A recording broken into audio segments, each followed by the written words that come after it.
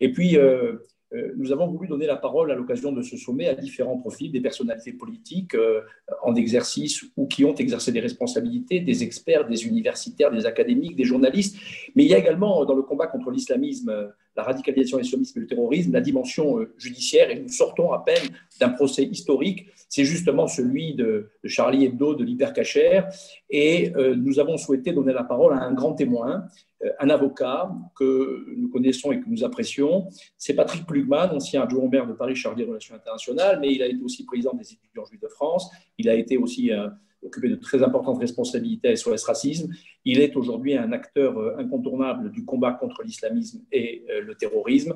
Et nous sommes très heureux de l'avoir avec nous aujourd'hui pour justement ce témoignage après avoir participé comme avocat des parties civiles à ce grand procès de Charlie et de l'Hyper Cacher. Patrick Plugman, c'est à vous.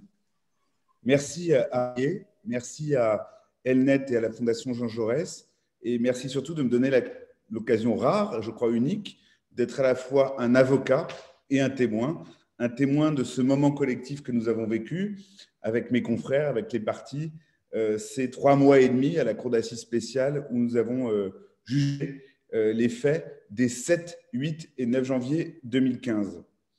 Pour prolonger la réflexion que vous avez menée tout au long de cet après-midi, en fait, la question était autour du 11 janvier.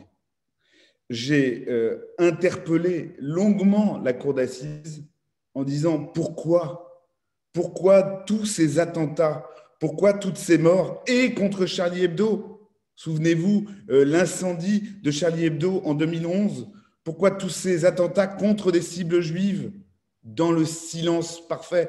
Évidemment, nous pensons à la tuerie de l'école Ozar Hatorah, mais il y a eu aussi une grenade jetée contre une épicerie cachère en 2012, juste 6 mois après Ozar Hatorah. Pourquoi tout cela dans le silence? Et je rappelais, il a fallu attendre le 11 janvier pour qu'enfin un pays se lève, pour qu'enfin on trouve scandaleux de tuer des journalistes parce qu'ils écrivent ou qu'ils dessinent, de tuer des policiers parce qu'ils nous protègent, de tuer des juifs parce qu'ils sont juifs. Et je rappelais, le 11 janvier, c'était trop tard. On venait encore une fois de tuer, et nous savons aujourd'hui que ce n'était pas la dernière. Et là où je dis que cette journée du 11 janvier est pivot, c'est que la solution, c'est l'esprit du 11 janvier, qui a quasiment disparu. Cette manifestation que les premiers ministres Manuel Valls et David Cameron rappelaient, cette manifestation unique parce que, as-tu déjà vu un gouvernement organiser la plus grande manifestation de l'histoire, de toute l'histoire en fait? Non, ça n'était jamais vu. Tout le monde se rassemblait. Tant de millions de personnes dans la rue à Paris, venues du monde entier, autour de Paris, pas un incident. Ça aussi, c'est incroyable. Et je crois qu'à ce moment-là, on avait eu un sursaut. On n'avait pas peur de sortir dans la rue avec nos pancartes, d'afficher notre amour de la liberté, de la laïcité, de ceux qui peuplent notre pays et depuis longtemps, dont les Juifs de France, évidemment, les Juifs français. Et j'ai l'impression que c'est le 11 janvier qui s'est un peu perdu, et c'est un peu cela qu'on a voulu inoculer dans cette audience.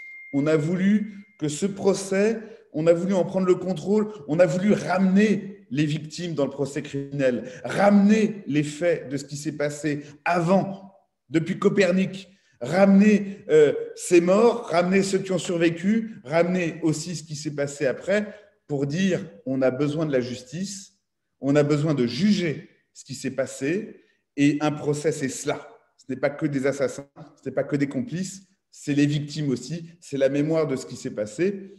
En cela, je crois que l'enseignement juif n'était pas inutile, et on a fabriqué, on a attendu ce verdict.